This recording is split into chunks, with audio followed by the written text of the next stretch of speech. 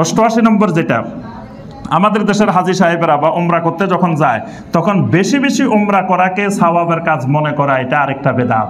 দেখা যায় হজ করতে গেছে, যাওয়ার সময় মারে বলি যে মা তোমার নামে উমরা করবো, বাপের নামে উমরা করবো, বউয়ের নামে উমরা করবো, ছেলে মেয়ে সবার নামে উমরা করবো, যা আছে আত্মীয় স্বজন সবার নামে কি করবে? উমরা করবে।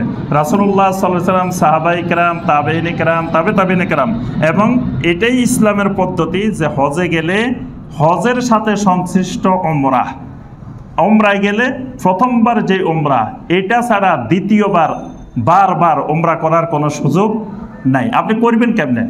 করার তো সুযোগ নেই, কারণ উমরা করতে হইলে আপনাকে অবশ্যই ইহরামের জন্য কোথায় যাইতে হবে? মিকাতের বাহিরে যাইতে হবে। তা আমরা যারা বাংলাদেশ থেকে যাচ্ছি, আমাদের 5টা মিকাত নির্দিষ্ট করা আছে চারিদিকে। তা আমাদের দেশে যারা বারবার উমরা করে তারা যায় কোথায়? আয়েশা মসজিদ। আয়েশা মসজিদ আমাদের জন্য মিকাত না, ওইটা 3 শ্রেণীর মানুষের জন্য আয়েশা মসজিদ মিকাত। এক শ্রেণী হলো মহিলারা যারা অসুস্থ হয়ে গেছে, অসুস্থতার কারণে তারা এহরাম পড়তে পারে নাই, তাদের নতুন করে এহরাম দরকার। যেমন আম্মাজান আয়েশা অসুস্থ হয়ে যাওয়ার কারণে রাসূলুল্লাহ সাল্লাল্লাহু আলাইহি ওয়াসাল্লাম আম্মাজান আয়েশাকে সেখান থেকে এহরাম বাঁধতে বলছেন।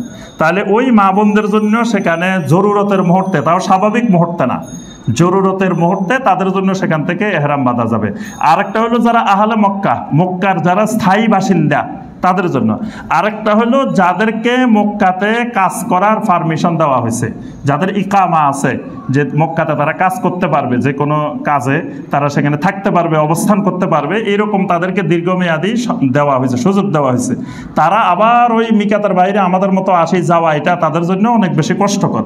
এই 3 শ্রেণীর মানুষের জন্য এটা মিকাত। কিন্তু আমরা বাংলাদেশ থেকে যাই, সবাই এটারে মিকাত বানায় ফেলছি। মিকাত বানায় প্রতিদিন কিছু মানুষ থাকে এই কাজে, খালি সকাল থেকে বাইরে সন্ধ্যা পর্যন্ত 4টা, 5টা, 6টা, 7টা উমরা করে। আবার কিছু থাকে, কিছু বাংলাদেশের ইমাম সাহেব থাকেন, মুয়াজ্জিন সাহেব থাকেন, তারা উমরার বিজনেস করে। সবাইরে খালি কয় ভাই আপনার কয়টা দরকার, আপনার কয়টা দরকার উমরা।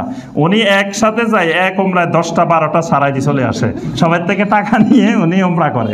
এরকম ব্যবসায়ীও আছে, সেখানে শুধু উমরার ব্যবসা করতেছে। এই একাধিকবার বারবার উমরা করাকে ফজিলত মনে করা এটাও বেদাত।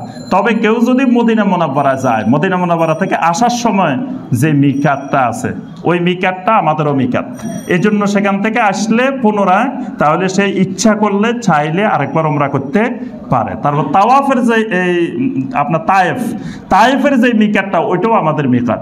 ওখানে যদি কেউ তায়েফ যায় সফরের নিয়তে, উমরা করার নিয়তে না, কেউ কেউ যদি মনে করে যে না এখানে যাই উমরা করবো, আবার এই নিয়তে না, এমনি তায়েফে দেখতে গেছে, সফরে গেছে, জিয়ারায় গেছে, আসার সময় সে চাইলে সেখান থেকে আপনার এহরাম বেঁধে আবার উমরা করতে পারে। এই দুইটার বাহিরে ওই আয়েশা মসজিদ থেকে বা জিয়ার রানা থেকে অন্য জায়গা থেকে গিয়ে উমরা করলে সেটা উমরা হবে না, সেটা বেদাতে পরিণত হবে।